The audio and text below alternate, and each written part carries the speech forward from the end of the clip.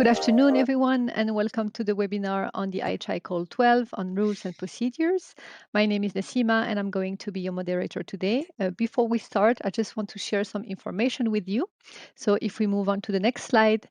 So firstly, we are recording this session, and we will be publishing it on the IHI website. We will also publish the presentation slides. The call was launched on the 15th of January, and all the links and details of how to apply are published on the Funding and Tenders portal and also on the IHI website. Another important point, if you have any questions, you are welcome to send them anytime via the chat function on the bottom right of your screen. Just send them to us and we will get them at the end of the presentation. Today we have with us Alessandro, who is call coordinator and is going to kick off with the presentation. And we also have Desmond, who is our legal officer. So now I will hand over to Alessandro. Okay, thank you very much, Nassima, for giving me the floor. So in this presentation, it's about rules and procedure. Is basically what you need to know since the call has been recently launched, what you need to know in order to better prepare your proposal if you, in case you would like to submit an application for one of the different topics which are highlighted in call 12. This presentation is co-shared between myself, who I'm the call coordinator in IHI, and my colleague Desmond, who is legal officer, and then we will share some information, some more related to the participation, other more related to eligibility, and some tips and tricks that you might find useful in order to prepare your application. So in this case, we will divide the presentation in 6 different parts, some related to participation rule, especially with eligibility, funding rule, what is going to happen from the call to the grant award, and then what is basically grant award, few words about intellectual property rights and the timeline, and then we finishing with some point to remember, so some tips and tricks that you can retain. So in terms of participation rules, so it's better to highlight that this is a single stage call. So according to our funding rules, IHI is supporting activity in the research innovation in the health domain through single stage evaluation, grants or two-stage evaluation. So in this case, we are talking about a single stage, meaning that the call launch was done, as said, on the 15th of December. So prior to the call launch, there was a lot of administrative work behind in order to develop our annual work program, which is the legal basis for us in order to launch any kind of call, which was approved late December by our governing board. And then the information on the call was present in the annual work program for 2026. So as a matter of fact, as we speak, the call is already launched, so you can find it on the funding and tender portal if you filter through the different pages of the funding and tender portal. And then, as I said, it is a single stage, so there will be one submission followed by one evaluation, followed by a grant agreement for the successful proposal. So in terms of a little bit of eligibility, but then only few points, because more information we provide in the upcoming slides. We are in IHI, as you might know, a public-private partnership. So meaning that this component of public and private needs to be included in the application itself. So meaning that those applicants who are belonging to academic, hospital, patient organization, profit legal entities, or SMEs, either SMEs or larger enterprise, they can apply and prepare their application to be further evaluated. But then again, we will further dig into this concept, but then please retain for the time being private-public partnership, which is the funding for us. Then once your application is submitted by the deadline, which is by the 3rd week of April, but then as one of the last slides, we'll provide you more information to this, we will start the evaluation process. For this, we'll be helped as usual by external evaluators, external experts who are knowledgeable in the different fields and different topics which are treated under Call 12, the 5 different topics.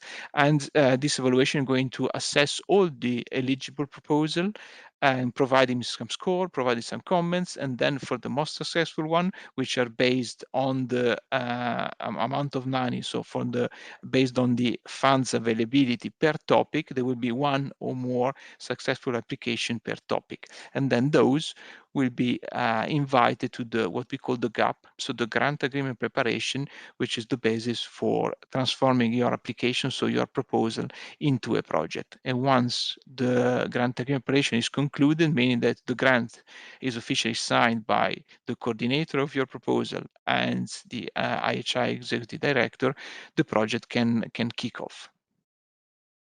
So now in the next series of slides, we will dig in more and more on the specificity related to Call 12. For those of you, but basically there is a general overall objectives, which is to fund pre-competitive research innovation action, which is the type of action that we are finding in IHI that contributes to one or more specific objectives, which are stated in the strategic and research innovation agenda of IHI. This is the overall objective. And then for those of you who have listened to this kind of presentation in the past and maybe participated in Call 9, which was the last single stage call that we ran last year, this will have a similar approach, meaning that inside the Call 12, Call 12 is composed by 5 different topics. Each of the topics is related to one of the specific objectives introduced in the IHI Joint Undertakings Strategic Research Innovation Agenda. So meaning that topic 1 is about contribute a better understanding of determinants of health, for example. The second one is more the integration of fragmented health research and innovation efforts, so bringing together different aspects in order to make more smooth the research innovation in the health domain, and then can be related to tool, data, platform, services, anything that could be helpful for the end user. Topic 3 is about more feasibility of people-centered integrated solution. Topic 4 is exploit the full potential of digitalization in the healthcare. And then topic 5, it's related to development of improved new evaluation methodology or models for a comprehensive assessment of health integrative healthcare solution. So as I said, these are the main objectives. Similar to what we have done in Call 9, if you look at the IHI website in the section of platform funding, there is a full specificity in the call documents. What is the expected impact? What are the scope? What are the objectives for each, inside of each of these specific objectives, so inside of this topic. So as you as an applicant, you are kindly required to look at all the specificity, which either you can find on the funding and tender portal or in the documents in the IHI website, and then have a look in there. Try to find your consortium again as a private public partnership, and then try to submit your application in one of these topics.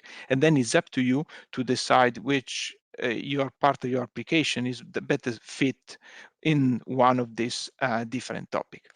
The difference between previous IHI single stage call is what we call this is a more bottom-up approach, meaning that we gave a few general rules, so a few general impacts, specifically for each of the topics, so meaning specifically for each of the specific objectives in the strategic research innovation agenda. But then inside those you have the power as an applicant to decide which is the specific content that you would like to make. So we gave some freedom of application in this. So it's not prescriptive as such. And as a few highlights, these are similar to previous call, but then it's better to remind them as well. So in terms of, IHI is partially funded by the companies and the European Commission, so through the Horizon program. So our general annexes are related to the Horizon Europe Work Program 2025-2027, and for applying mutandis mutandis, the call 12 as well, but then for previous topic, for previous call, a previous topic as well. So the maximum JU contribution is included in the call document, the one that I was mentioning before. It also is, this information is reiterated in the funding and tender portal. As one of the key important aspect for us, but then we dig into this a little bit later, is this famous 45%. Since we are a private public partnership, our say rule of engagement. So an application can be considered eligible if contains at least or the 45% of the eligible costs which are coming by contribution, either ICOP, FC, or IKA for private members or affiliated or contributing partners. Do not worry right now about this specificity because we dig into this later. And also we have the new ICOP, which is capped at 20%. So as I said, in the rule of engagement, again, since we follow the general rules for Horizon Europe framework program, the page limit for this research innovation action is 50 pages, meaning that your application need to fit in these 50 pages. In case you have, you would like to propose some clinical studies, information related to this needs to be put in the application itself.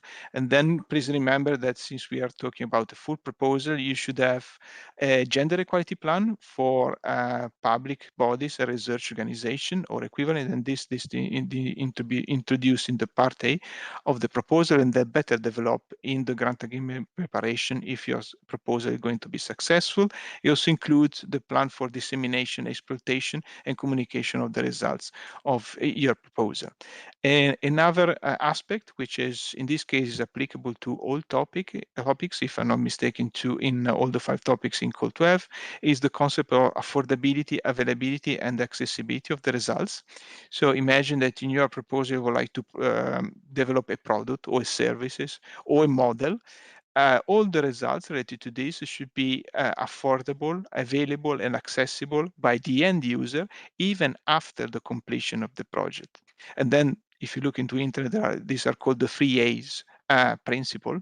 So affordability, availability, accessibility, all the results. So the outcome of the project itself. This is something that needs to be taken into consideration as well, because this will be monitored in case your proposal will be successful, doing the follow-up of the project as an interim review and as a final review as well. So, and now we are going to the second phase of the presentation with the eligibility. So what are the minimum eligibility conditions for the consortium to participate and to receive funding? And then with this, I will give the floor to my colleague Desmond, who is patiently waiting in the line. Desmond, the floor is yours. Thank you, Alessandro. As Alessandro says, we have a few slides here, and we're just going to talk about eligibility, both of individual legal entities and the consortia that they come together to form. Just a couple of quick highlights. One, all the information here, which I'm going to cover in the slides, is also explained in detail in our guide for applicants, which is available on the website. And we also make quite a few references to this material in our FAQ document as well. So first slide, talking about basic eligibility, we're going to talk about just a couple of points first.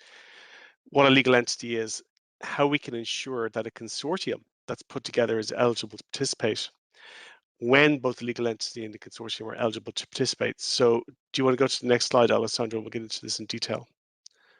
A legal entity is defined actually in the legislation, and it can mean a natural person or a company or any entity which basically has legal personality and is created and recognized as such under union, national, or international law.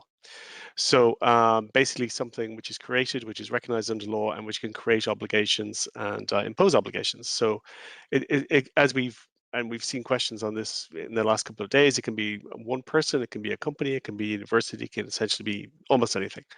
That's the legal entity. And then, as we said, the consortium is composed of these legal entities. So how do we ensure that the consortium is eligible to participate? We basically say it has a minimum composition, which again is in the legislation. And we say that for an applicant consortium to be eligible, it has to have at least one independent legal entity in an EU member state, and it has to have at least another 2 independent legal entities, each established in an EU member state or a Horizon Europe association country. Now, we'll talk about Horizon Europe associated countries in a moment.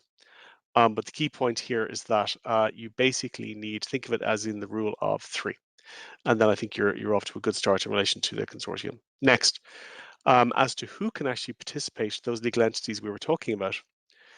The idea is, in terms of participation, which is separate from funding, IHI is very collaborative and very welcoming. And any legal entity regardless of where it's coming from, regardless of its place of establishment, and including legal entities in non-associated third countries, are very welcome to participate in IHI calls. There are now a couple of restrictions in relation to legal entities coming from certain countries. We'll talk about that in a few slides' time. But generally, the general rule is if you're a legal entity, as we discussed before, and you're established in a country anywhere, you're welcome to participate.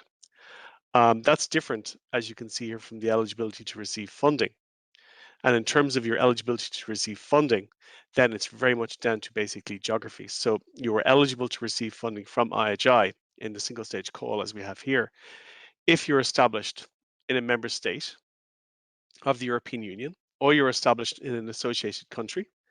Examples of associated country at the moment, which are very topical, are like the UK and Switzerland, and we'll talk about those again in a few slides' time because there are some specificities for those countries. And you're also eligible to receive funding if you're from a low to middle income country, and we're going to talk about those when we get to the map in a few slides' time. But generally, the takeaway for this slide, it might be useful for you guys, is that there's two types of eligibility. There's the eligibility of the legal entity and the eligibility of the consortium, and then for the legal entity itself, almost everybody's welcome to participate. And then when it comes to receiving funding from IHI, most people can receive funding from IHI, but there are some exemptions, and we'll talk about those. And it basically comes down to geography and sometimes timing. Next slide, please, Alessandra. I was talking about those countries that aren't in the EU or an associated country, or in this case, an LMIC, and there we call those third countries. And legal entities from these third countries that are not EU or an associated country to the EU, or not a low middle income country, are considered third countries. The examples are Australia and United States of America. And because they're coming from these third countries, legal entities will not be able to receive funding from IHI. The logic is that Australia and the US, just for example, there are a few, haven't signed any association agreement with the EU, so they're formally not attached to the Horizon Europe program, and of which IHI is a part. There is an exception to this, which we use rarely, which allows that if we have a legal entity coming from a third country who is normally not able to receive funding, if they are actually bringing something really exceptional to the program, and there are some examples like some very specific know-how, very specific data which isn't available in the EU, sometimes IHI can, on the advice of the independent experts who do the evaluations, consider exceptionally funding these individuals, and there's a process to go through. But we don't use it very often. And as I said, it is exceptional in nature, and the logic is that we fund these guys if they are essential to the project. That's the term. Next slide. I was saying that there were actually some exceptions. So at the moment, when I was talking about everyone is welcome to participate, couple of exceptions. One, in relation to the Ukraine, given the situation in Ukraine, legal entities established in Russia, Belarus, or in the non-governmental controlled territories of Ukraine, so basically some of the eastern parts, they're not eligible to participate in any capacity. So they can't take the role of beneficiaries or affiliated entities or associated partners or other third parties. And secondly, because of some current discussions with Hungary, there are certain classes of legal entities established in Hungary, primarily which are the subject of public trusts, with which we can't enter into legal commitments. So basically, they can't actually receive funding from IHI. Now, they could potentially participate and participate as associated partners, but they would basically self-fund, and that's one of the rules. Now, this list seems to change reasonably regularly. So if you have a query in relation to this, what I do is I'd refer you to the online resources that the European Commission make available for this. And there's actually a list there of these publicly controlled trusts or universities who are not eligible to receive funding from IHI. Next slide. And keeping on the topic of specificities, so as we said, everyone welcome to participate, but there are some funding issues. The UK, Canada, Switzerland, South Korea, and Japan are all now, as of 1st of January 2026, associated with a few caveats. Now, what that means is that if they're associated from the 1st of January 2026, normally they would be eligible for funding from IHI for all the topics in Call 12. However, Call 12 uses some funding from previous years of IHI. And in those previous years, these countries had not actually completed the association process. So under the rules, in certain topics, legal entities from these countries won't be able to receive funding depending upon the topic, because that topic is funded by funds from years prior to the country's association. So they're kind of in boxes. So the UK and Canada are eligible to receive funding in IHI in calls 1, 2, 3, and 5, but not in topic 4. And Switzerland and Canada are eligible to receive funding in 1, 2, and 3, but not in 4 and 5.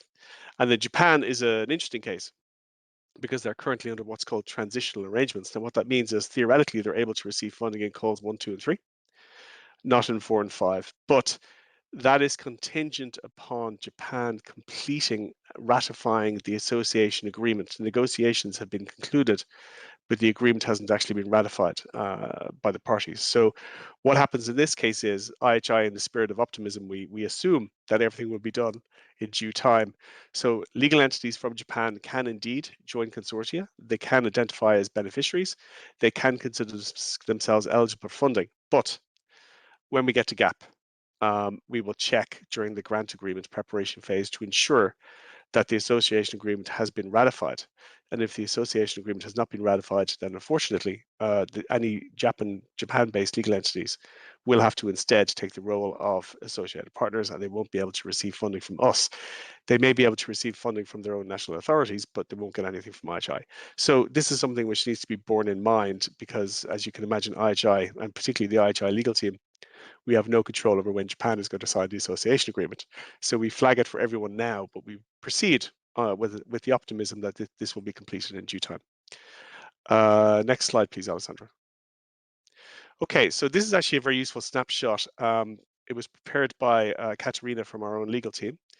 And it basically talks about the categories of countries that I was just talking about. So in blue, we have the EU countries. Yellow, we have the associated countries, and then green, we have the what's called the the low middle income countries, which are also eligible to receive funding. For me, the most useful part of this slide is actually the countries in gray, because some of the countries that you would expect to be associated with Horizon Europe are not associated with Horizon Europe. So, for example, the United States is not, as I said, in Horizon Europe. Neither is China. Neither is India, nor is Australia, but you will notice that New Zealand is yellow. So New Zealand is associated with the Horizon Europe program, and therefore legal entities from New Zealand are eligible to receive funding. We've got some additional shading there, which we can go into a bit later on if we have time. But if you have this map in mind, and you can see how the countries are organized, then I think it's a very useful snapshot to identify automatically who's automatically eligible and who you have to think about. Next slide. And what I've just been talking about there, we've provided more detail just in something which people can snapshot or which they can clip for their own reference. So as we said, UK, Canada, call topics 1 to 3, you're totally fine. Topic 5, you're also fine. But UK and Canada not eligible to receive funding in 4. Switzerland and South Korea, 1 to 3, you're fine, but you're not eligible for 4 and 5. And then Japan, the same. 1 to 3, you're fine. 4 and 5, you're not. But it's contingent upon the association agreements being done. And actually, Katerina has added some additional text here just to remind everyone, which is extremely useful. If you're coming from one of these countries and it's a topic which I've just said you're not eligible to receive funding, it's possible. It's not guaranteed. And I think in the UK in the UK's case, it's not going to happen for this particular call, but we would encourage you to reach out to your own governments and your own funding authorities to see whether it's possible that you may receive funding in this call from your own country. So traditionally, for example, Switzerland has very robust funding for those legal entities which can't receive funding from IHI, but IHI, we can't take a position on this. So we would encourage you to contact your national authorities. Next slide. The eligibility to participate, this is just a reminder. So as we said, just remember who's eligible to participate, and then it's separate from the eligibility to receive funding. And we've got the three types there: the member state, the association country, or the low to middle income country. Next slide. And we'll go to the funding rules, and I'm going to hand you back to Alessandro's capable care.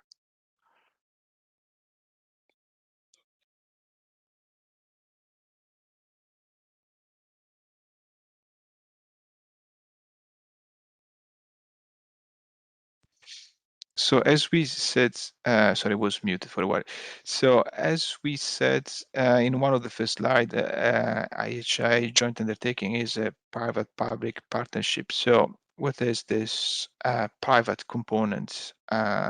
So any private member which is affiliated to the five association, COSIR, Europa Bio, MedTech, and the FPIA, including Vaccine Europe, are considered as a private member. So which are the entities which are constituted the industry association according to their status. There is also the possibility that private members are affiliated entity of these constituents, so which are the entities with a link, which is either capital link or legal link with a beneficiary. And then in this case, private member or a private member constituent entity.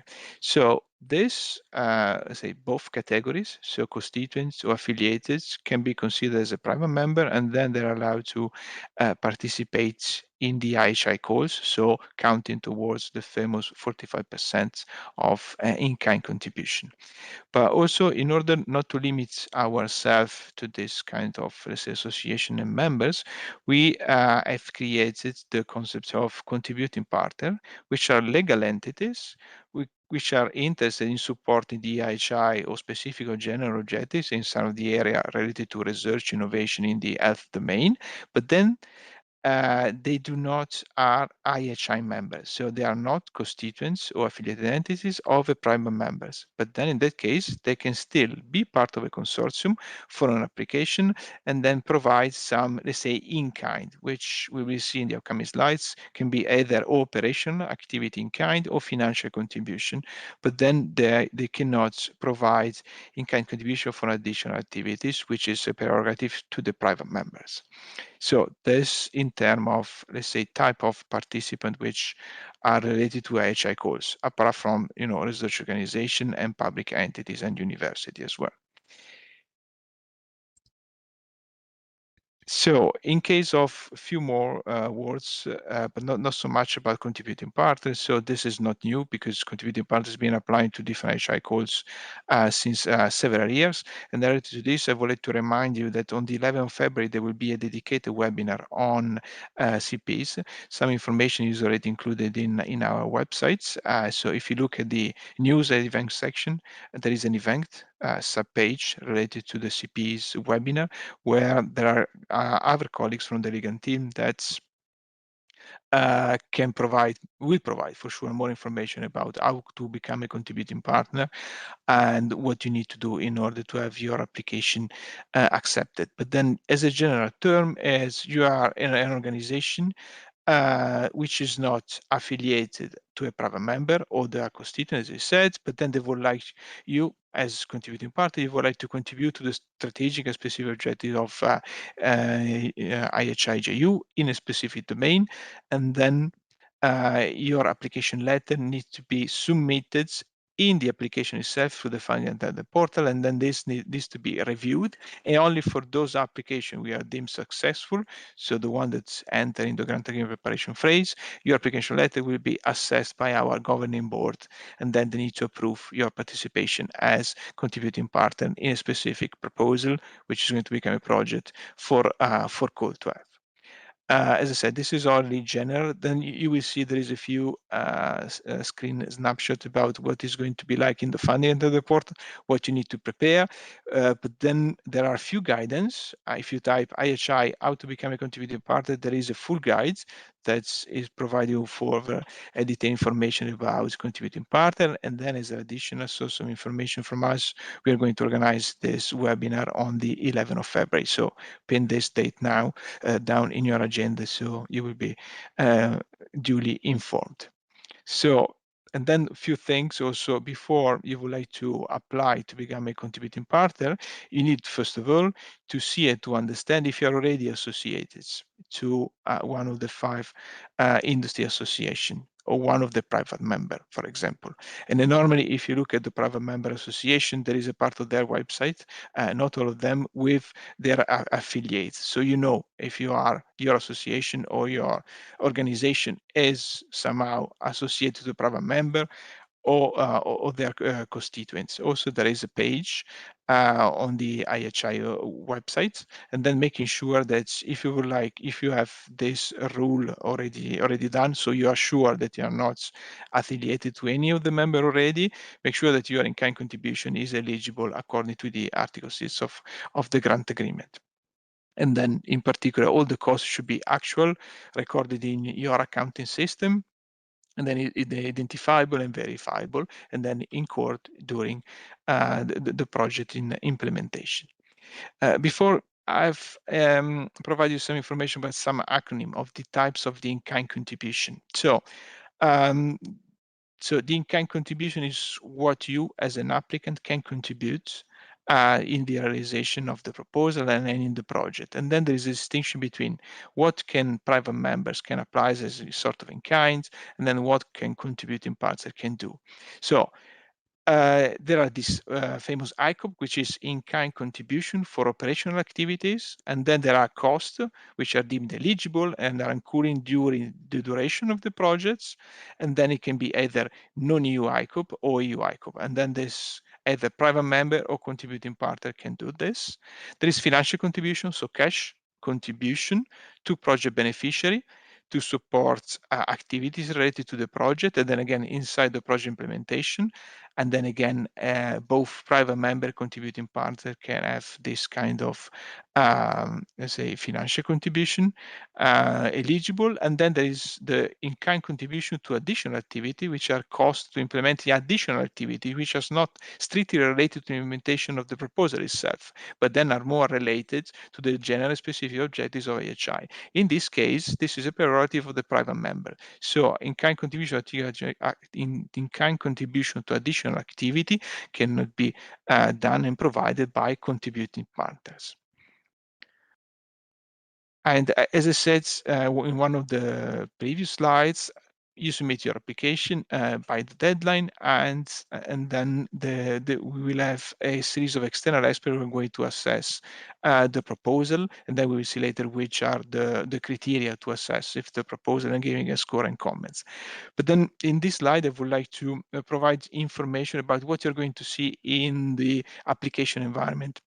Sorry, submission environment of the funding and tender portal. So there will be a series of annex and template that you need to fill it in order to complete and submit your application.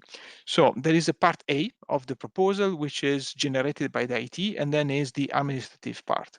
In the part A, you need to introduce all the details, administrative details, as said on the slides, related to all the beneficiary which are going to take part in your proposal. And then with contact details, which kind of association, address, and so on. Then there is a part related to abstracts. There is a part related to other questions, like the clinical trial that we discussed, security question, ethics question, for example. And then this is like a drop-down menu that you need to tick in order to insert all the proposal beneficiaries, all the budget, for example, and all other kind of information like security and ethics and the clinical studies. Then the part B, there is a template which is quite empty, but then because this is the narrative part of your proposal, which is actually is the proposal itself, what you would like to do. And then is divided in 3 main parts, but then we will see it later. And then it's compulsory. So if you do not have this proposal filled in according to the template you're going to find on the funding and tender portal that you can download, fill it in, and re-upload, your proposal cannot be deemed complete, so it cannot be admissible. Then there is an annex with contributing partners. So again, is a template. In the application is compulsory, obviously, if you have contributing partners. Otherwise, you can leave it empty and not to submit it. The same for the declaration of in-kind contribution commitment, which is a commitment. You will see from the template again, there is a template that you need to download, fill it in, and re-upload. This is a compulsory annex because this gives us the information about the commitment that the company members, either or contributing partner or any kind of private member, are committing to provide, as we said in the previous slides, your contribution in terms of financial contribution, in terms of ICOP, or in terms of IKA. And then there is in-kind contribution additional activity, which is an Excel file, and there you can list the details about your in-kind contribution. Okay, and then again, like for the contributing partner, is compulsory if you have in-kind contribution. Okay, and then there is another annex, which is the essential information for clinical studies. It's a compulsory annex if you have clinical studies. For this, there is no templates. And then in case you don't have clinical studies, you just upload an empty document saying, stating, we don't have clinical studies in this. And then there is the detailed budget table. This is in addition to the budget table that you need to complete in Part A, because as I said, having some specificity in IHI as a joint undertaking, here there is more information that needs to be filled in order for us, for the external expert, to understand which is the extent of the proposal and which kind of contribution you would like to put in your proposal as well. And then this is a compulsory annex. The only optional annex is the ethics, and even for this there is no template. And then here is to provide more information again on top of the one that you have already introduced in the part A, and then see if there is an ethics issue that you might want to flag. Because just to remember very briefly, there is a scientific evaluation which is related to the different component of the proposal, but then for those proposals who are or on the reserve list who are successful, there will be an ethics evaluation as well. And then this is a prerequisite in order to complete the grant agreement preparation, because any proposal that is coming a project which is providing and helping to achieve scientific objectives related to IHI does not need to have any ethic issues. Okay. And the workflow will be the same. So if your proposal is complete, so meaning that you have filled it in and then use the templates which are on the funding and tender portal and then re-upload them, your proposal can be deemed admissible, which is complete. If it's complete, we will see if it's eligible. So fulfill at least the minimum eligibility condition, which is the one, for example, that Desmond talked about, the three independence legal entity, one from a member state and two other member states who are associate countries. And then if a proposal is admissible and is eligible, we'll go to the scientific evaluation. Scientific evaluation by independent experts. They provide, and then they give the assessment for each of the proposal, which are deemed admissible or eligible. They will see, they provide and write comments, they provide score. And then for those who are successful or close to be successful, so even in the reserve part, there will be an ethics review, and then we will start the grant preparation. So all proposals will be notified about if they are successful and unsuccessful. And then for those obviously that are successful, we will start the grant agreement preparation phase. So this is a little bit more details how we calculate the 45%, which is worth to remind, which is an eligibility criterion. You will see in the detailed budget table, when you introduce all the costs related to all the beneficiary in your application, there is one tab which is calculated already automatically if you are above or below the 45%. And then which is calculated as a sum of the ICOP, so the in-kind contribution for operational activity, plus the in-kind contribution for additional activity, plus the financial contribution, just should be 45% of the project eligible cost, including the in-kind contribution for additional activity. Normally, we are advising not to be close always to the industry contribution of 45%, but then we consider which is a contribution which is close enough to the 50% is safe in order for you to have your proposal deemed eligible. Also because you need to consider that this is an eligibility criteria, but then the 45% is a criterion that needs to be met also throughout all the duration of the project. So in case you have some contribution and some beneficiary that will drop out, or your contribution or your consortium composition will change, and then you don't have the in-kind contribution anymore up to reach the 45%. This can create some issue, because one of the rule is, okay, is the eligibility, you need to have the 45%, but then this is going to be checked throughout all the duration of the project. And then I said, yeah, we are advising to have at least 50% also, because there's changing in the consortium composition as well.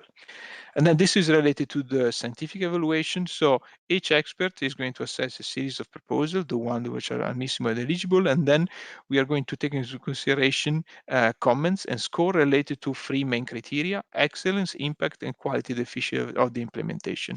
Inside this, I have not put it, but then there are like sub-criteria, which are, by the way, listed in the evaluation form. And then there is a score which is given in full marks or half marks between 0 and 5. And the minimum threshold per criterion is 3, and the total is 10 out of 15. And then based on the score, so the maximum that the proposer can receive is 15, and then the minimum basically is 0.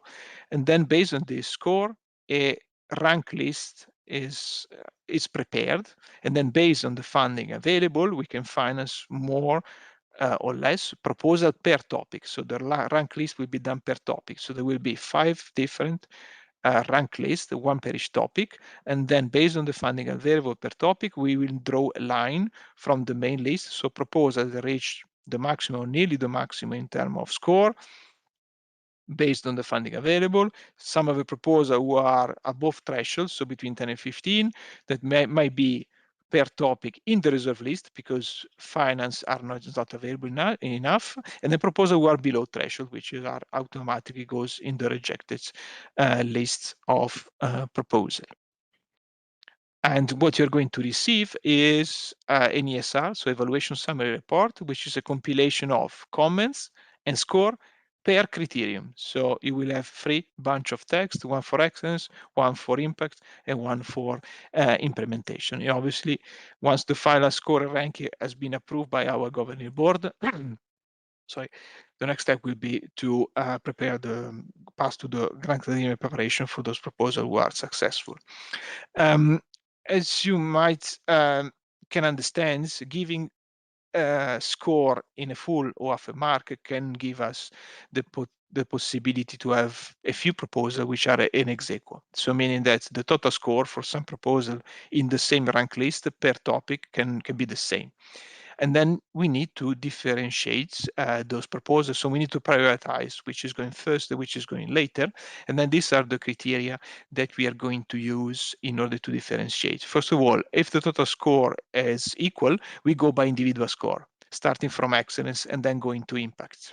Okay, and then if these scores are equally the same, meaning that we have 2 proposals on top of the list for a topic which is 15, which is 555, we go by the number of private entities, private members affiliated to JU. And then even if the number of private members constituted affiliated entities is the same, we go by the percentage of contribution.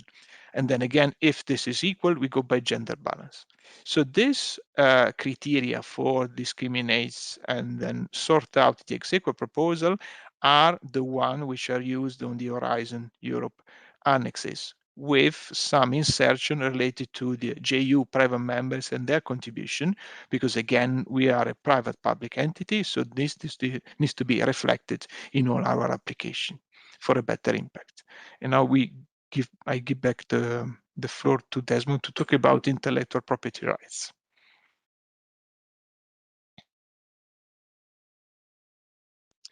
Thanks, Alessandro. Okay, so we only have a couple of slides here. We don't go into huge depth on the IP, but just give you guys enough to know to arm yourselves, so you can think about these things during the proposal preparation, during the formation of the consortium, and in reflection of what's in the topic text as well. So we have 3 slides here, and they're very, very straightforward. I'm not going to read out each slide. I'm just going to go over the concepts. And then again, I'm going to refer you to a couple of guidances as well. The G4A, the Guide for Applicants that we produce, touches on this slightly. But if you're really interested in the intellectual property aspect, there is the Horizon Europe Annotated Model Grant Agreement online, and I'll refer to this in a later slide. and it has a lot of detail on IP, and it's in my experience, it's answers almost every question someone could have in relation to how intellectual property operates in the Horizon Europe environment. But let's start off with the basics first. So very briefly, this slide, what we're doing is we're mapping how IP and access rights work in an IHI project. So on the left-hand side, we have there, as you can see in the brown box, background identification. Now, all this means is that the consortium, if you're selected for funding and if you're going you're going towards grant agreement preparation, you're preparing what's called a consortium agreement. And in that agreement, you are writing in one of the annexes, after discussions between the consortium, you're identifying all of the background, the assets that people are going to bring to the project, which is then going to be fed into the project to generate results.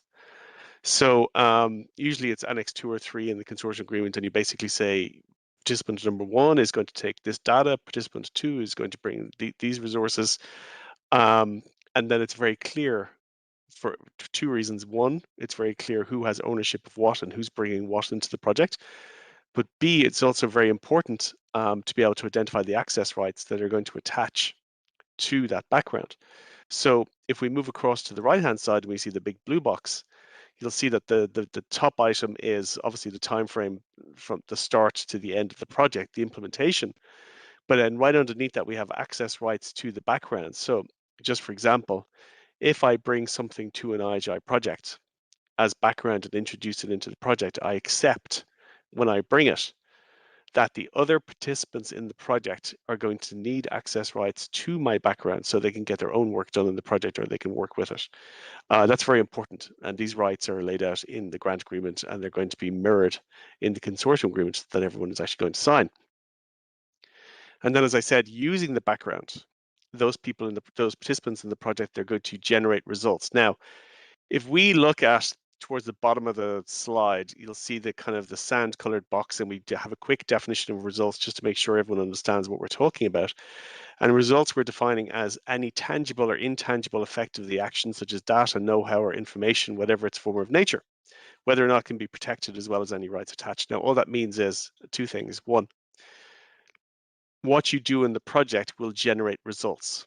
And the first thing you need to know about the results is that if you generate the results, you own them fully and completely. The only exception is if you jointly generate results with someone else and you can't separate them for the purposes of protection. So that's the first reassurance we give to everyone who joins an IHI project, and by extension a Horizon Europe project, is that you own what you generate. But when you generate those results, you're going to grant access rights again to other people in the consortium, depending upon their requirements. You're going to grant access rights so other people can utilize those results. Now, this does not mean that someone can take your results, run off, and commercialize them without your say. Access rights are for getting stuff done in the project or some research, but they expressly forbid commercialization. So to go back to my example, if I generate something and own it, and I grant access rights to someone else, they're not going to be able to take my results and go off and sell them or commercialize them. Now, if I want to enter into a commercial agreement in relation to those results, or indeed my background, I can do that. I have complete liberty to do so. But again, it's a measure of protection that A, what you bring to an IHI project, and B, what you produce in an IHI project, there is a measure of protection there, which can usually provide reassurance. But think of it in terms of A, you're protected, but B, you're protected, but there are some obligations in relation to those assets, and I'll talk about those in a future slide. But the most immediate qualification to those protections is you have to a certain extent, share with your consortium mates. Next slide, please, Alessandro. And then these are some of the things that we were talking about in relation to the qualification. So first things first, IHI IP, it's 95% Horizon Europe with a couple of specificities. So if you're used to Horizon Europe intellectual property, this will be very familiar to you. Similarly, if you're familiar with IMI 2, the previous program, a lot here will appear very familiar for you. The IHI IP rules are coming from the Model Grant Agreement, the Horizon Europe Model Grant Agreement, which everybody in the program uses, primarily Article 16, but then in Annex 5, which is a supplement to the main agreement, There is a particular section on intellectual property for the joint undertakings, and even in there is specific language for IHI. So for the lawyers in the room, if you want to be fully up to speed on the intellectual property obligations here, Article 16, Annex 5, and the relevant language for IHI and the JUs generally, and then you'll be in good shape. And also then sometimes in individual calls, we can also introduce additional elements in relation to the IP. I'm going to flag a couple of our standard IP or frequent IP provisions that we get questions on. So the first one is the right to object, which always attracts a lot of attention. Again, this is not just IHI, this is Horizon Europe, but there's a slight spin on it for IHI. But basically what this means is if you generate results in the project, which I mentioned on the previous slide, if you generate something, you own it with provisions. And one of the provisions here is that if you generated an IHI project and you plan to transfer that asset out of the EU or associated countries to a non-EU third party, and you want to transfer it or exclusively license it to this entity in the third country, then IHI automatically has what we call a right to object. And again, this is not a program office procedure, this is in the legislation. Now, this is not as heavy as it sounds because two things. One, you're obliged to notify us before you actually transfer it. And then B, you can also apply for what's called a waiver and say, look, I am generating results in the project. They are not incredibly sensitive, but they're important for me. And I want to apply worldwide intellectual property protection. And we do that from New York, and that's why we're doing it. And IHI can consent to the transfer. Thus far, to my knowledge, IHI has never objected to a third-party transfer, but it's something we need to be aware of, and it's something that we actually do track in terms of metrics. So this is there. It's to be understood, it's to be handled, but it's very, very flexible, and it just sometimes requires dialogue with the IHI office. So that's the right to object. The second one is affordable access provisions, which Alessandro touched on. And this we apply in certain calls and others we don't apply. And it depends upon the nature of the call and what's happening in the calls, particularly where the clinical trials are happening in the calls. So for call 12, 3A applies. If you go into the 3A topics in the topic text, you will see at the end of the special conditions of each topic text, it will say the special conditions in relation to affordable, available, accessible apply to this topic. So they're applying here. It's not unduly onerous, particularly at the start, but you do need to be aware of it. So you need to go into, again, the IHI Guide for Applicants. There is a dedicated annex on affordable, available, accessible, so you understand what the obligations are. There's also additional detail in the call topic text, and if you're still in doubt, you can actually contact the IHI legal team and we'll be happy to answer any questions in relation to this specific IP issue. The next one is the results ownership list. We flag this not because it's an exception, but just because it's something which is a bit of a change from previous programs. It just means that at the end of the project, the consortium will produce a results ownership list, which basically shows all the results that were generated in the project and who owns them. And this is very useful for everyone because it's very useful for those legal entities that need to organize access rights for results that were generated that they haven't done already. And B, it's also very good for IHI. So we can clearly show, okay, in that project, 200 results were generated. They were generated by these beneficiaries. These are the beneficiaries that produced the really interesting results, et cetera. So it's a good snapshot. But the results ownership list in itself does not affect ownership. So if you generate the results, you still own the results. And then lastly, we always flag this in Horizon Europe and IHI. There's a big emphasis on open science. So there's a lot of detail in this in the Horizon Europe MG model grant agreement, which we're not going to go into, but we just say that we embrace the open science dissemination model. And theoretically, if you generate results in an IHI project and you don't want to protect them and we don't want to keep them, and you don't want to exploit them, we can match those results with someone else, a third party who is interested, and we can do that through the Horizon Results platform. Now, thus far, to my knowledge, this has never actually been done because usually what's generated in IHI projects is pretty important, but the facility is there nonetheless. And Ekaterina again has added specific text at the bottom, which you might find useful. So just for the IPR specificities to be agreed, yes. So the grant agreement, as I said, Article 16 has most of the IPR rules, and then there's additional rules for the JUs and IHI in the Annex 5 of the grant agreement. But in the consortium agreement, which I'm going to talk about in a second, which is the agreement the consortium members execute between themselves, there's more flexibility there in relation to how IPR is handled. You can't have anything which conflicts with the grant agreement rules, but the consortium agreement IP rules will talk more about how things are going to be handled in IP on a day-to-day basis. So for example, if I want to exercise an access right, do I have to send you a letter? Can I send you an email? If by signing the agreement, do I automatically get an access right? These are the kind of things that are nailed down in the consortium agreement after some discussion, and they may be in a template again, which we'll talk about in a future slide.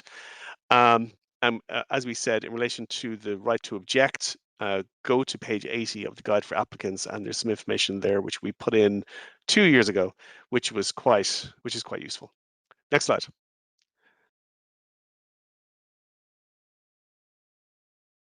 Okay, and then we're going to talk now about two agreements side by side. So as I said, if indeed your proposal is evaluated by the experts and they love it, and we agree to fund it, essentially it's going to come down to the grant agreement preparation. There's going to be two documents which exist side by side. There's the grant agreement and there's consortium agreement. Now, the grant agreement is, as I said, it's the Horizon Europe grant agreement. So nothing in there can really be changed. Even the IHI program office, we cannot change anything in there because these are the legal rules that are used across the entire Horizon Europe framework program in thousands of projects.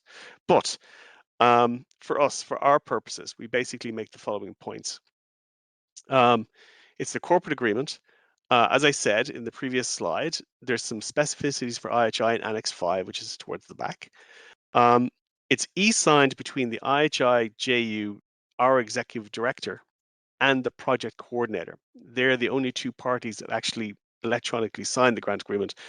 Everyone else signs what's called an accession form, whereby they agree to be part of the project within 30 days. And the 30 days is important because if you don't sign within 30 days, then the de facto position is you're not actually part of the project and you're out. So we usually don't have a problem with beneficiaries not signing within 30 days, but we always flag it in these calls.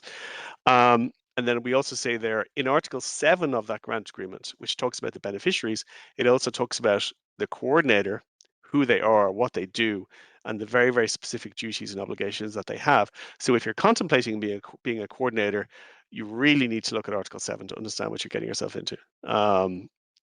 It is, and I think Elizabeth had touched on this in the webinar this morning on the science. There are expectations there. There does have to be questions answered in terms of the capacity to actually execute the project. It is a significant job. Okay, and then secondly, for the consortium agreement, which as I said sits side by side with the grant agreement, this IHI doesn't actually sign. This agreement is just between the participants, but it's super important because it's going to regulate the day-to-day operations of the project and the consortium. There cannot be any conflict between the consortium agreement and the grant agreement. There can be additional detail in the consortium agreement in relation to how things are handled. Things like governance of the actual consortium itself belongs in the consortium agreement, but there can't be anything there which contradicts the grant agreement terms and conditions. It can be adapted to each project. So very, very few consortium agreements are identical. Even when you take out the references to the various legal entities that are participating, because there's a tendency there to just adapt slightly the consortium agreement to what you need it to do. And these points at the end are super important.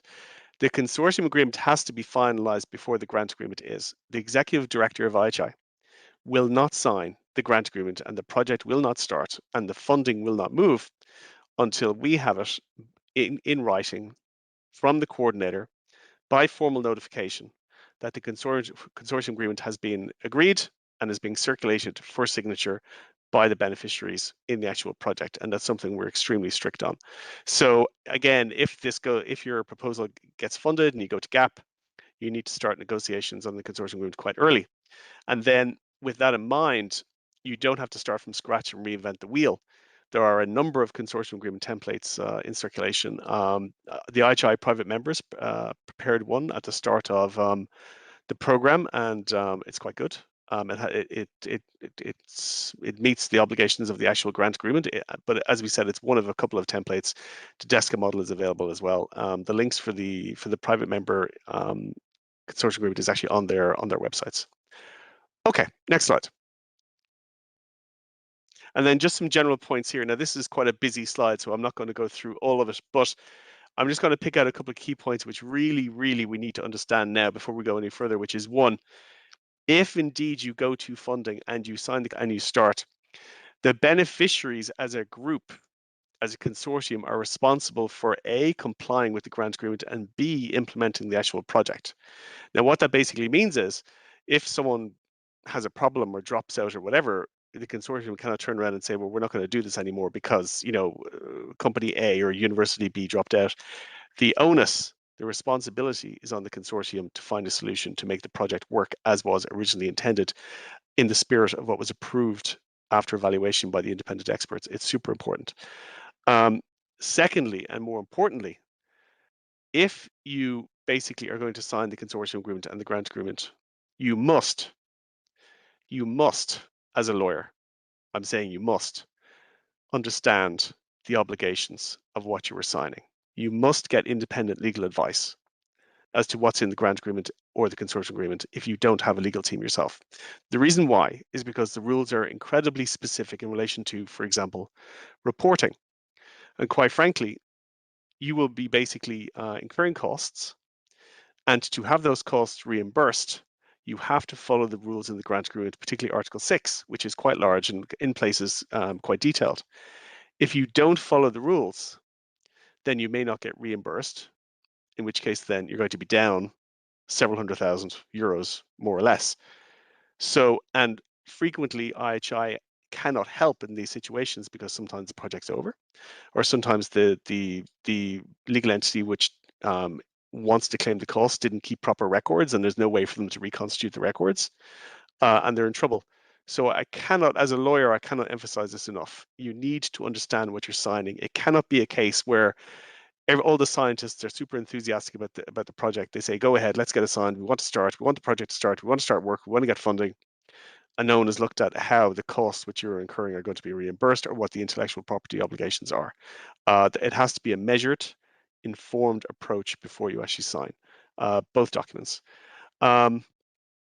And then again, Katerina has highlighted a few really, really good points at the end here. Just at the very last bullet point where it repeats what I just said about the legal advice, the things that we really are sensitive about because we've seen some beneficiaries come to grief in Horizon Europe and IHI projects.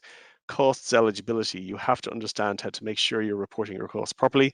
2, record keeping in terms for IHI, OLAF, EPO, and ECA may request additional information. Reporting the intellectual property to make sure that you understand what people can ask you for, but more importantly, what they can't ask you for and what you can keep to yourself. And lastly, confidentiality, the confidentiality obligations. So as we have there in the box at the bottom in red, please see the annotated grant agreement. That's the document I talked about. It's available online, and it has the beneficiaries' obligations, and also the financial regulations are there. So that's that quite busy slide, summarized as quickly and as painlessly as I can. Will we go to the next slide? And then we're back to Alessandro for the time frame.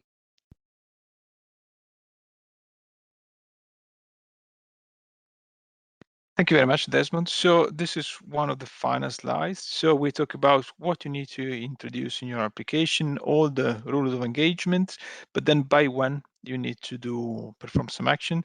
So as we said, the call was launched, so it's officially launched on the funding and tender portal of the Horizon Europe on the 15th of January. The submission deadline for the full proposal is 21st of April. And then between May and June, we will do the scientific evaluation, followed by the ethics evaluation for successful proposal. And by mid-July, we would like to inform the applicant with the evaluation outcome. So with the evaluation summary report, with the score and the comments. And ideally for the proposal we're going to be financed, we would like to have the grant agreements starting in July and then have this finalized before the end of the year with the GA signature. and then including also the consortium agreement, as Desmond said before. So before we finish, some point to remember. So it's useful to, if you would like to have more information or there is something that which is not clear, okay, there is an applicant's mailbox that you can write some email. So we'll be glad to answer. But then the first source of information is first the funding and tender portal, because in there are also some guidance, how you prepare your application, read the topic text, and then once you finish, read again the topic text in order to better understand what is required by your application. Apart from the funding and tender portal itself, the IHI website is full information either on in-kind contribution, eligibility of members, contributing partner, and then general rules. Also remember to respect the page limit, which is 50 pages, also because all the pages exceeding the 50th will be marked as excessive and then blank out. So applicants, external expert, they don't see what you have written there. Also, please do not play around with the font size, because this is not legal as well. Use the structure and the template which are on the funding and tender portal in the submission environment. Remember to keep the 45% of account contribution as close as possible to the 50, and remember that the non-EU ICOP is capped to the 20%. Also, other thing is contributing partners, so they should have a strategic relevance in the proposal. So you need to demonstrate while you prepare your part bid or narrative of proposal the relevance and potential added value of having some contributing partner in addition to the private member, or make sure that if you like to apply as a contributing partner that you are not affiliated to the JU private member. Also completes all the information related to the researcher table and the budget and type of participant, which is the overall budgets. Also, don't forget to include the gender equality plan. And also finally, the coordinator must be financially viable, but then this is a check that can be done in advance on the submission environment as well. And then finally, um, remember that, as I said before, all application under Horizon, especially the one assessed by IHI, are assessed by external experts. So you have, and then the better ways to understand which is the way that external expert and fit into the process of assessment proposal under Horizon Research Innovation Action framework is to participate in an assessment itself. So in case you would like yourself, or you know someone that could be interested in registering as a potential external expert in participating in Horizon assessment or even Horizon IHIJU, you need to register as an expert in the expert database, because only from there we can recruit and contract experts to assess a proposal. So you are kindly invited to do so, and then spread the words, because we need to renew the portfolio of experts we are using year by year in each assessment, not only as IHI, but also all the research innovation experts. And then for Call 12, as I said before, the 11th of February, there is a webinar on everything that you need to know about contributing partners. So if not done so, please register. And the information, again, it's on the IHI website on the event page. And then with this, I would like to conclude. Thank you, Alessandro and Desmond, for the presentation. So now let's move on to the Q&A session, and I will start with the first question. Is a EU subsidiary of a non-EU entity considered eligible?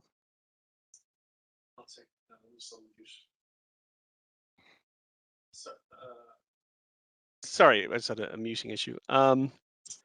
So we actually had a variety of this question yesterday, and I'll kind of answer in the same way.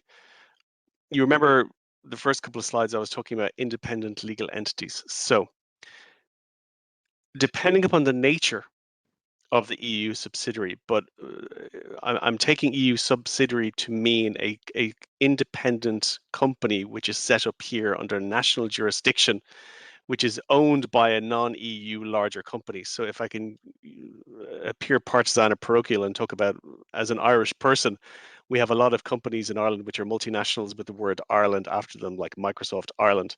In that case, obviously, Microsoft Ireland is a subsidiary of the larger Microsoft group, but under Horizon Europe rules, it is an independent legal entity and it's based in Ireland. Therefore, it would be capable of receiving funding in single stage IHI calls.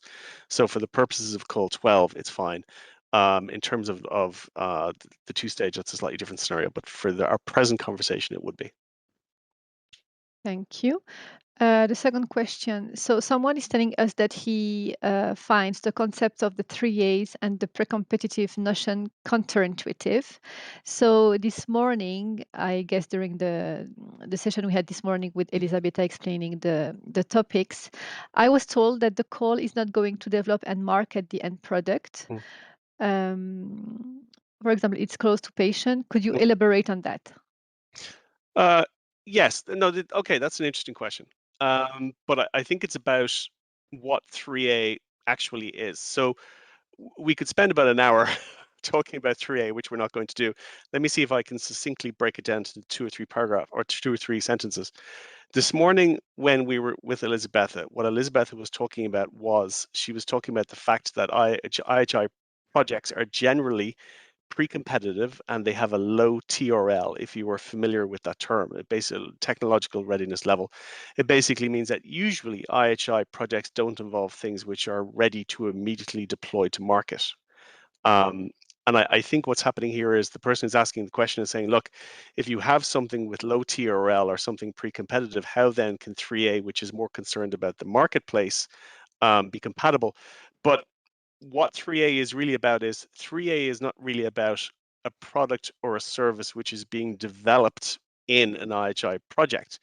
What 3A asks is, look, is an IHI project developing something there which could lead to a product or a service? And if this is happening, then can we identify steps for the product or service which is going to result? And can we take measures or identify steps that would make the resulting product or service more affordable, more available, or accessible? Because 3A, strictly speaking, doesn't apply to the product or the service which is in the marketplace. 3A actually applies to the results. And you'll remember when I was talking about the intellectual property slides, I said that IHI projects, they generate results. That's the outputs. So the idea is in a 3A project, very succinctly and very quickly, we expect the consortia to say, look, we have all of these results that we're going to generate. We think 3A is applicable to results 1, 2, and 3, and not to the rest. But on those 1, 2, or 3 services or results, then we'll need you during the lifetime of the project to say, look, we're developing these things, these results. We think after the project they could do interesting things in the actual marketplace. So at the midterm review, for example, we will want definite information on the results that you're generating or about to generate and how you think they could be applied or what could be done to make the resulting products or services more affordable, available, accessible. And then Alessandro touched on this in his presentation. At the end of the project, for a few years after the project, you, the generating beneficiary, are going to keep IHI updated as to what you're doing with those results in terms of potentially making the product or service that comes out of those results more affordable, available, or accessible. So I fully understand the question, and it's a good question because I think you're showing quite a nuanced understanding of the program, but it is compatible and it does make sense as long as you understand that 3A is not really about the marketplace and the results years after the project. It's really about scrutinizing the results that are generated using IHI funding. Desmond. Now we have a question on eligibility, and someone is asking if South Africa is eligible. Sorry, if I didn't hear that. If what? South Africa is eligible. So I guess you'll. Oh, South Africa. Sorry. Wait. Sorry. I thought that was an acronym. I was thinking, which agency are they? Sorry. Yes. South Africa is indeed. If we go, we're not going to go back, but you'll remember that Ekaterina produced that amazing map. On that map, they were colored green, which means South Africa is a low middle income country. So IHI projects, if you have a legal entity coming from South Africa, they are eligible indeed for funding. Thank you. The next one is, can in-kind contribution be in form of staff time? Well, in-kind contribution, now, if just, I'm going to answer no problem, but I'll just refer you, if you're asking these kind of questions, I really, really, really encourage you to check out Gail's financial webinar from yesterday, which was excellent.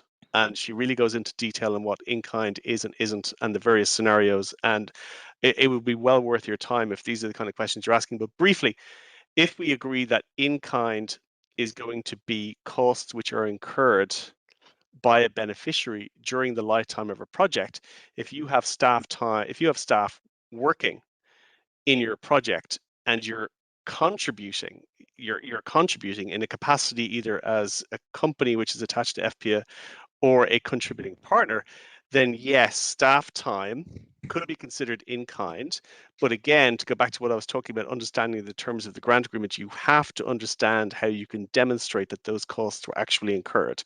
So you can't just make up a number at the end of each reporting period and say, I had 5 guys working on it 2 hours a week, and as a result, it's 1,000 hours. That's not going to work. But properly documented staff time, properly reported in accordance with the rules, and submitted by either an industry constituent or affiliated partner or a contributing partner could be considered in kind. ECOP, yes. Thank you. The next question is an in-cash contribution required, or are in-kind contribution without an in-cash component acceptable? Oh, okay, that's a good question. No, the simple answer is no. So the idea is that, again, in this call, basically there's 2 types of entities that are able to contribute, either the constituent or affiliated entities of the private members, so industry, or the contributing partners. They have the option to contribute either in kind and or financial contributions, which is cash. And of course, as Alessandro alluded to on that great slide, the contributing partners can't contribute EKAA, but they can contribute ECOP. So you can do one or the other or both, unless you're a CP, in which case then no EKAA, only ECOP. Thank you. Now, is it mandatory for a consortium to include a private partner affiliated with an IHI associated member, or is it allowed to include only contributing partners? So again, this has come up in the other webinars as well, and I think it's a hot topic for this topic. But for this call, the simple answer is this. Theoretically, you can, under the legislation, create a consortium where the 45% is being met purely by contributing partners. But Alessandro's alluded to this. Elizabeth had talked about it this morning in the other webinar. Gail mentioned it yesterday, and I answered a question on it yesterday as well. The problem is that if you just use contributing partners, then you're not reflecting the collaborative nature of IHI. You don't have any private members or their affiliated entities or their companies in there. So it's not a balanced consortium and it's not a balanced proposal. Now, what that means then is, and Alessandro touched on this in his slides, when you get to evaluation, the independent experts will turn around and say, but hang on a second, IHI is supposed to be a broad church. It's supposed to be a mixed, strong collaboration. Where's the industry expertise here? Where's the industry in kind? If you don't have that, then your proposal will get marked down and it won't be competitive. So my advice here would be very clearly, you have to bring a competitive proposal, you have to have some aspects, some affiliated entities of the private member, some constituent entities. You don't need all of them, obviously, but you do need an industry presence there to reflect a balanced, experienced consortium who have prepared a balanced, informed, well-resourced proposal. Thank you, Desmond.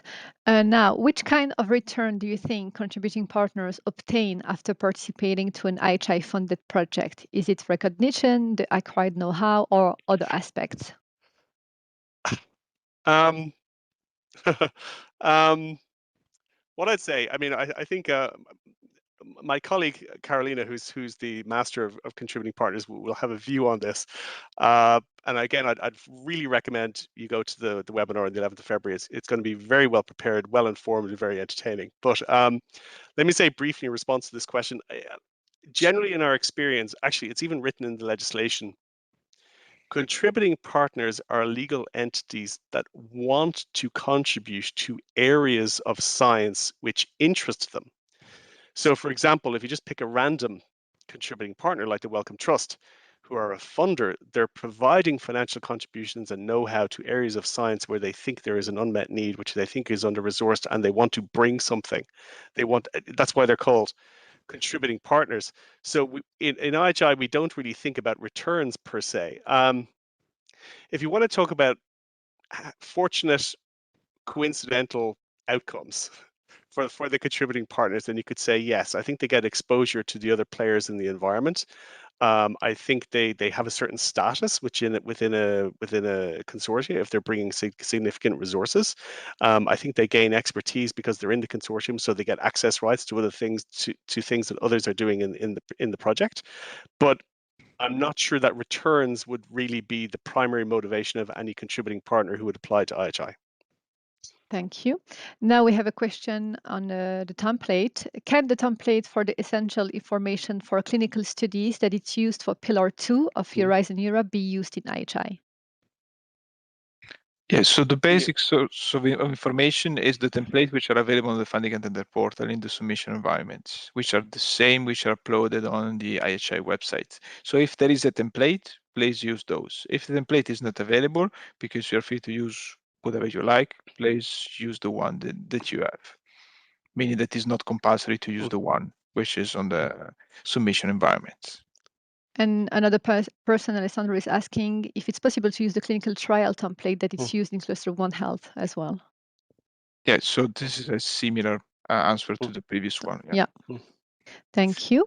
Naseema, just before you go on, just in relation to the previous question for the returns for the CP for the contributing partners, I'm just going to there's something supplemental here from my colleague Carolina, who's the expert on contributing partners. Also, in the contributing partner guide, which we have online, there's actually a dedicated chapter which they've added, which is benefits of becoming a CP. And indeed, it talks about leveraging funding, networking, visibility, mutual learning. So if you have these sort of questions, I think if you go to the website, download the guide that Carolina wrote, I think you'll find it very informative as to the positive outcomes of becoming a contributing partner. Thank you, Desmond. Someone is asking, do we need to add private IHI members providing ICOP or FC in Part A with their PIC number? Are we asking? I think Alessandro, are they asking? So do they need to have PIC numbers? I think that's actually what they're asking. So so all the beneficiary which will be included either providing funding or receiving funding from the European Commission needs to be listed in the Part A of the proposal.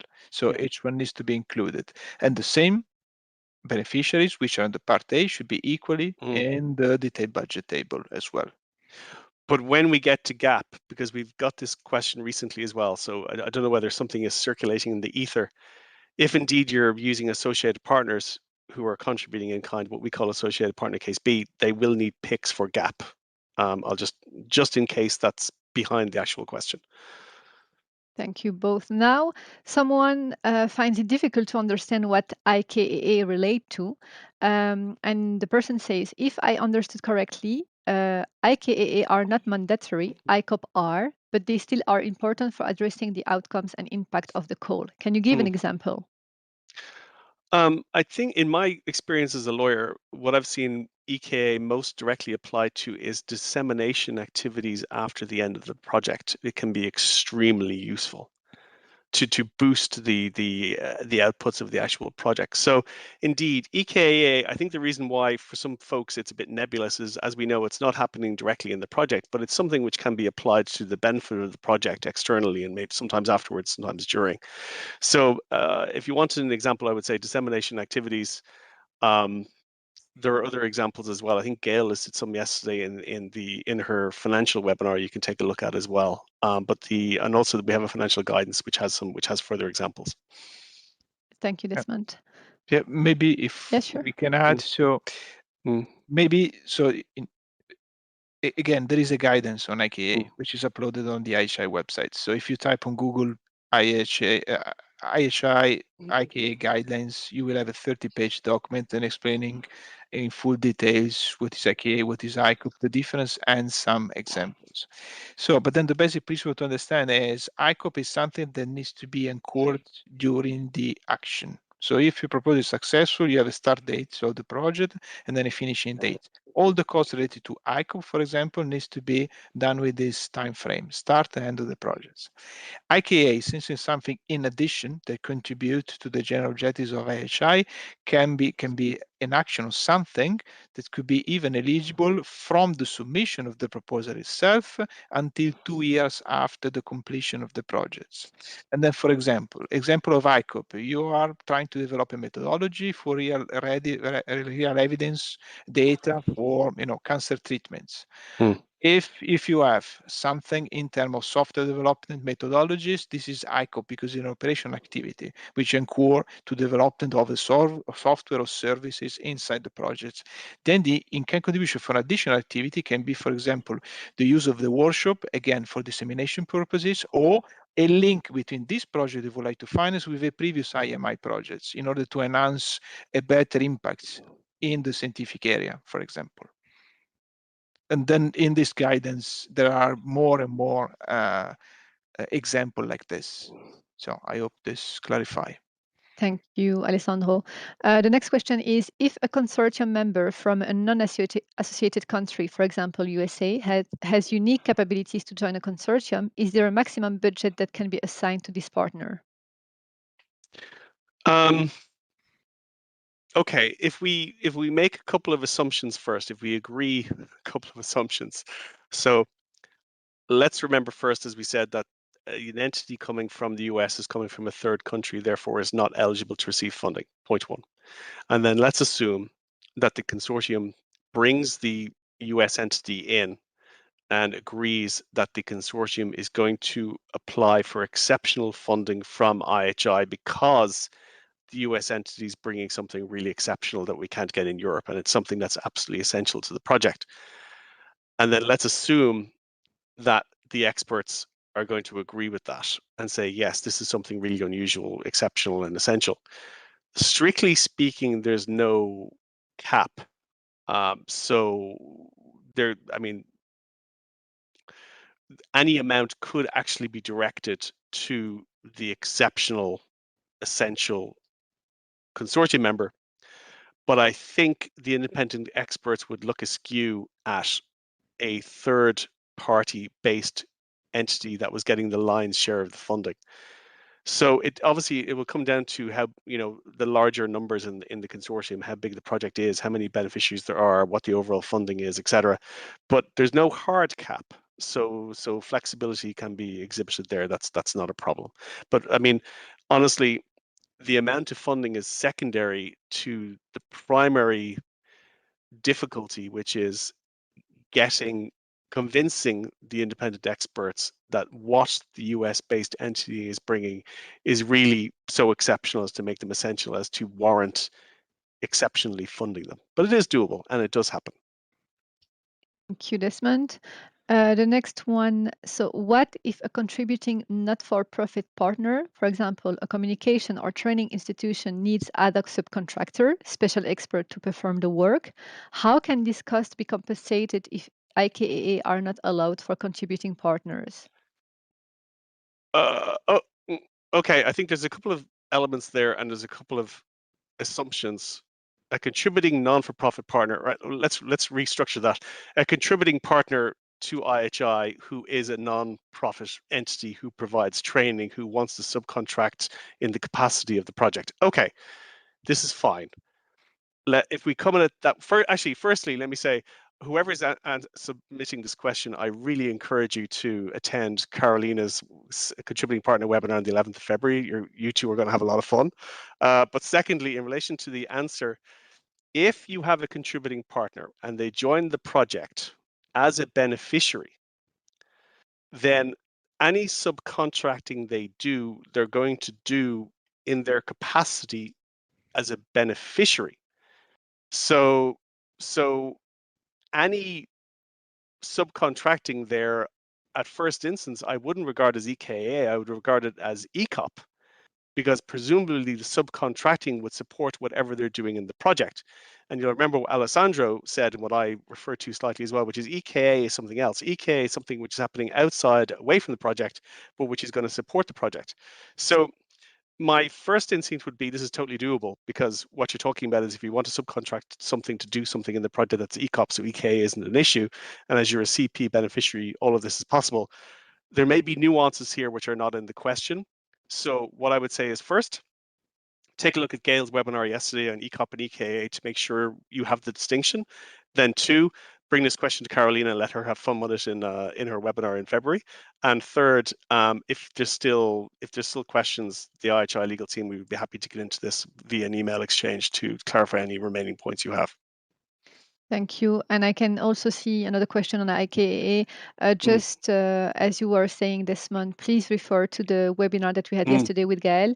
I can see that my colleague who is moderating the chat has put the link on the chat. So please, you have the recording, you have the slides. And in any case, if you still have questions, just send them through the finance IHI mailbox.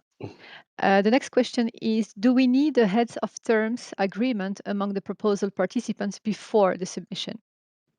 I mean, it happens. It doesn't happen. I think the most neutral, best thing I can say is that IHI is not going to advise you one way or another as to what your legal arrangements should be before you sign the grant agreement.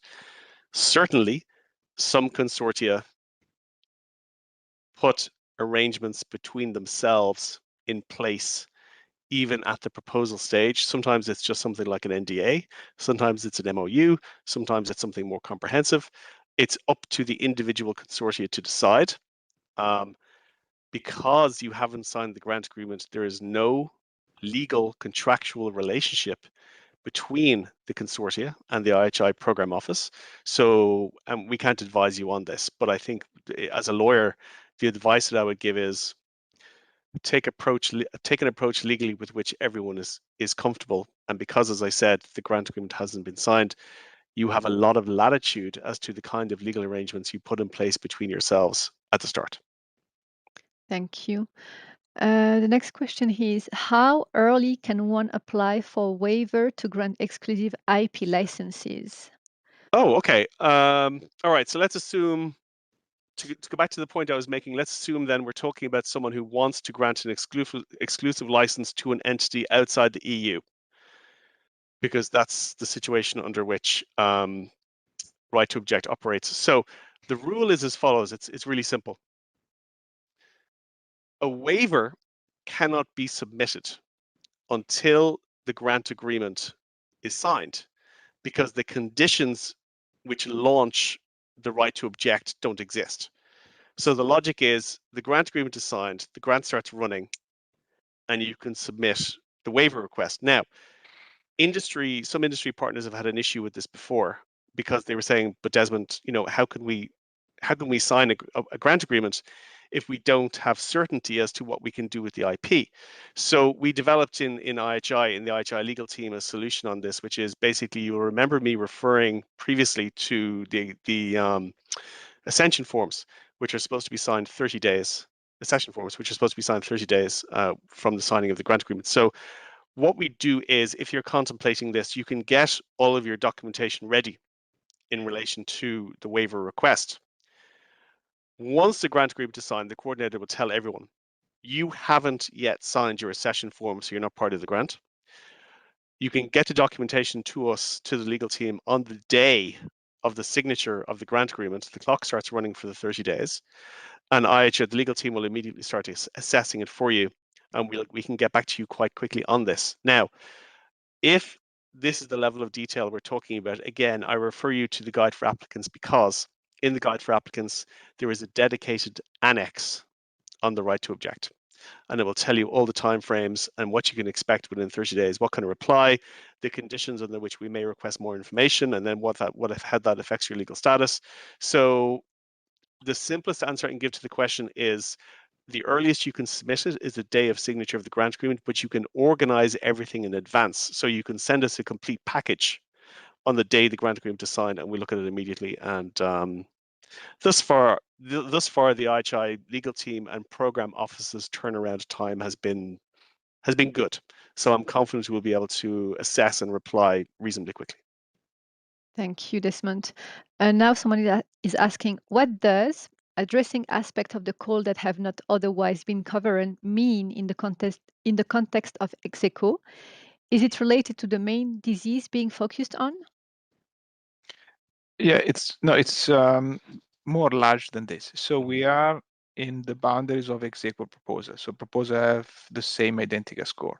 As I said, as sort of background information, these criteria to sort out the executive proposal are taken from the general analysis or horizon. So the general analysis, we cover all the proposals submitted in the all horizon framework with the same set of criteria. So meaning from Marie Curie to research innovation to mono-beneficiary to multi-beneficiary. In this case, aspect of the call means that you have two proposals with identical score. If there is one proposal who has an objective as an impact who has not addressed by all the proposal above, for example, will be ranked first compared to others in order to have a greater impact. Thank you, Alessandro. And now we're reaching to the last question. Can one private member provide both ICOP and financial contribution to another partner? I'm not super comfortable with the phrasing of the question. So let me see briefly again if I can break it down. In a single stage call, these things are possible within limits, which I'm just going to go into. So, for example, if you are a constituent or an affiliated entity of a private member, so for example, if you're a medtech company which is attached to medtech, then you can provide in kind and you can provide FCs. Now, where I want to draw the distinction is the in kind you don't give to someone else. The in kind is a cost with which your company itself incurs. And that's basically valorized as part of the industry contribution to IHI projects. So an example, to go back to a previous question, was the example is like you have FTEs of some of your team working on the IHI project, that's valid ECOP, but that's you incurring costs for yourself.